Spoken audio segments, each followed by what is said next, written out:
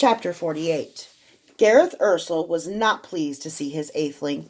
He hadn't summoned Tenzer, and despite all the precautions Nephdada had taken, bringing Tenzer to Gareth's private chambers and magically tearing out the tongues of any servant they passed so they couldn't speak of what they'd seen, this castle still had too many eyes. It was all too likely that someone had seen Tenzer come. Certainly the prisoners in the maw would have seen him leave. In Gareth's estimation, there was an even chance that Tenzer had just destroyed his usefulness. Gareth didn't like his eightlings to take liberties. No one made decisions for the God King. Tenzer saw the displeasure on Gareth's face and hurried through the end of his story.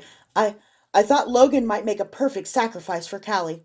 May her name be revered forever, as she takes her new home, Tenzer said, his voice quivering, and I figured that by now Baron Kirov must have been captured.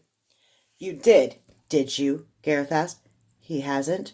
Baron Kirov plunged to death from a mountain pass trying to escape, Neff said. His body was not recovered. Tenzer's mouth moved like a fish's as he tried to absorb the news. Your guilty verdict will have to stick, Gareth said. It doesn't matter. These Cenarians will have not appreciated my mercy anyway. They will be a lesson for future conquests. Your usefulness, boy, is at an end. The Cenarians are not pacified. You have failed your Earthen. Your Holiness, Tenzer said, falling to his knees, please, I'll do anything. Use me however you like. I'll serve with my whole heart. I swear I'll do anything. Yes, Gareth said, you will. On his own merits, Tenzer was nothing special. He'd survived his training, barely, but he was not a son of Gareth's soul. He never would be. He would never be his heir, but Tenzer didn't know that. More importantly, Mobaru didn't either. Neff, where is the Virgin Queen? Your Holiness, the Weisenverdmester said. She awaits your pleasure in the North Tower. Ah, yes, not that Gareth had forgotten, but he wouldn't have Neff know how much the girl intrigued him. I can send for her immediately if it pleases you to sacrifice her, Neff said. The pair of them would be a nice offering for Callie as she takes her new Ross, wouldn't they? Gareth asked. But he wouldn't surrender Janine, and he needed Tenzer to distract Mobaru. My seed, I have great hopes for you, Gareth said.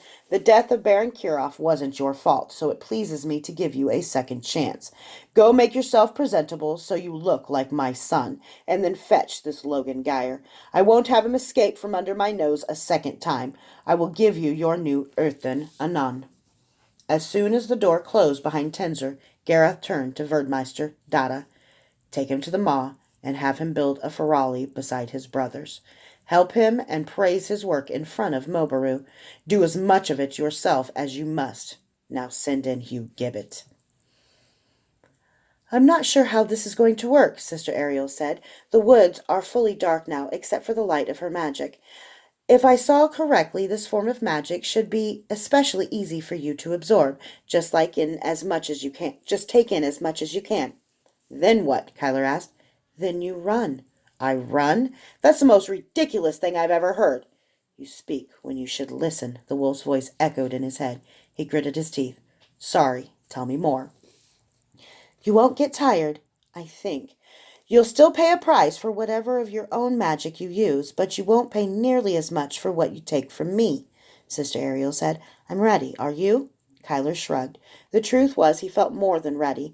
His eyes were tingling the same way they'd tingled when he'd first bonded the Kakari. He rubbed them again. I'm getting more powerful. The thought was a revelation. He'd been learning to control his talent better during his training on the rooftops, but this was different. This was different, and he'd felt it before. He'd felt it every time he'd died. Every time he'd died, his talent expanded, and something was changing in his vision, too. The thought should have been exhilarating. Instead, he felt the cold fingertips of dread brush down his naked back. There must be a cost. There must be. Of course, it had already cost Kyler Elaine. The thought made him ache anew. Maybe the costs were merely human ones. The wolf had spoken of Durzo committing a blasphemy even worse than taking money to die. Had Durzo committed suicide? Yes, Kyler was sure of it. Had it been just for curiosity? A lust for power? Or had he felt trapped? Suicide was impossible. To a man as unhappy, as lonely, as isolated as Durzo had been, being bound to life would surely be odious. Oh, master, I'm so sorry. I didn't understand. And just like that, the raw wound that was Durzo's death tore open again. Time had done little to heal Kyler. Even knowing he had released Durzo from an existence he didn't want was no consolation. Kyler had murdered a legend, murdered a man who had given him everything, and he had done it with hatred in his heart. Even if Durzo had intended it as a sacrifice, Kyler hadn't killed for mercy. He'd murdered him for raw vengeance. Kyler remembered the sweet bile of fury, of hatred for every trial Durzo had put him through. That bile had saturated him, kept him strong as he clung wounded to the ceiling of that tunnel in the stacks. Now Durzo was truly dead, released from the prison of his own flesh, but it felt lonely and raw and unjust. Durzo's reward for 7 centuries of isolation and service to some goal that he didn't understand shouldn't have been death. It should have been an unveiling of the worth of that goal. It should have been reunion and communion commensurate with 700 years of isolation. Kyler was just coming to understand his master now, and now that he wanted to make things right, there was no Durzo to make it right with. He'd been clipped out of the tapestry of Kyler's life, leaving an ugly hole that nothing could fill. I can only hold the full measure of my talent for so long, young man, Ariel said, sweat beading on her forehead. Oh, right, Kyler said. A pool of concentrated light burned in Sister Ariel's hands. Kyler put his hand on it, willing the power into himself. Nothing happened. He brought the Kakari up to the skin of his palm. Still, nothing happened. It was strangely embarrassing to look so inept. Just let it happen, Sister Ariel said. Just let it happen. That pissed him off. It was that falsely wise crap that teachers pulled. Your body knows what to do. You're thinking too much, right? Well, will you look away for a second? He asked. Absolutely not, Sister Ariel said. He'd done this before while wearing the Kakari as a second skin. He knew it could be done. I can't hold this for much longer, Sister Ariel said. Kyler drew the Kakari into a ball in his hand and palmed it, holding his hand palm down over the pool of magic in the sister's hands. He thought it was quick enough she didn't see it. Come on, please work. Since you asked nicely. Kyler blinked at that. Then the pooled magic winked out like a candle in a high wind. Kyler only had a moment to be unnerved before the thought was obliterated. Where the metallic sphere touched his palm, Kyler felt like he was holding lightning. He lost control of his body as it arched through him, freezing him in place, ignoring his desire to pull away, before he fried. Sister Ariel was pulling back, but the Kakari stretched between them, sucking magic like a lamprey sucking blood. Kyler felt himself filling, gloriously filling with magic, with power and light and life. He could see the very veins in his hands, the veins in the few remaining leaves overhead. He could see life squirming and wriggling everywhere in the forest. He saw through the grasses to the fox's burrow, through the bark of a fir tree to the woodpecker's nest. He could feel the kiss of starlight on his skin. He could smell 100 different men from the rebel camp, tell what they'd eaten, how much they'd worked, who was healthy and who was sick. He could hear so much it was overwhelming. He could barely pull the strands apart. The wind made leaves clang against each other like cymbals. There was a roar that was the breathing of 2, no, 3 large animals, himself and Sister Ariel and one other. The leaves themselves were breathing. He heard the heartbeat of an owl, the thunderous wallop of a knee hitting the ground. Stop, stop, Sister Ariel said. She was slumped on the ground, and still magic flowed from her. Kyler yanked the Kakari back and took it into his body. Sister Ariel fell, but he didn't even notice her. Light, magic, life, dazzled, bled, exploded from every pore on his body. It was too much. It hurt. Every beat of his heart scored his veins with more power. His body was too small. Go, Sister Ariel said. It was ludicrously slow. He waited until her lips moved and the whisper thundered forth, Save! Save? Save what?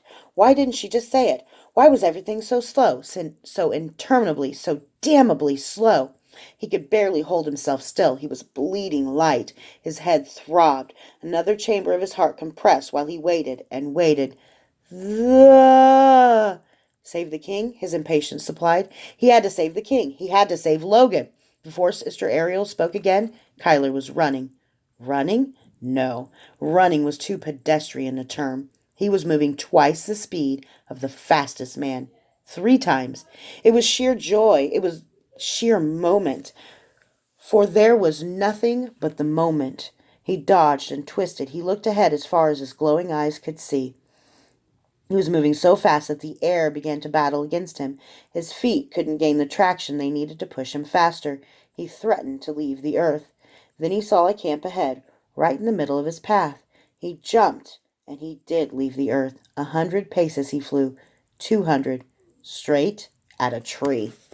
He threw the Kakari forward and jerked as he slammed through the 3-foot wide trunk. Wood exploded in every direction, but he kept going. Behind him he heard the tree cracking and beginning to fall, but he was already too far away to hear it land.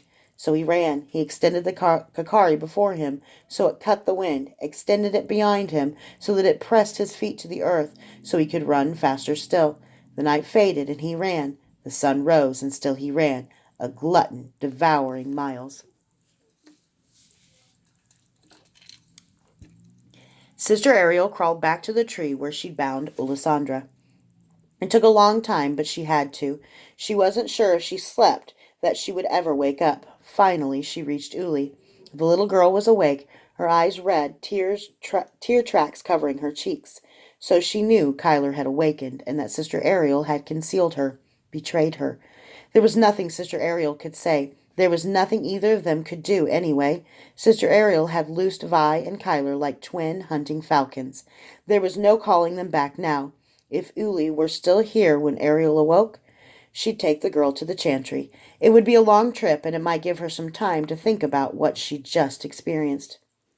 By all the gods, the boy had sucked her dry and still had room for more. Her, one of the most powerful women in the chantry. He was so young, so blithe, and terrifying. It took all her willpower to unbind Uli. Touching magic now was like drinking liquor while hung over. But in a moment it was done, and she collapsed.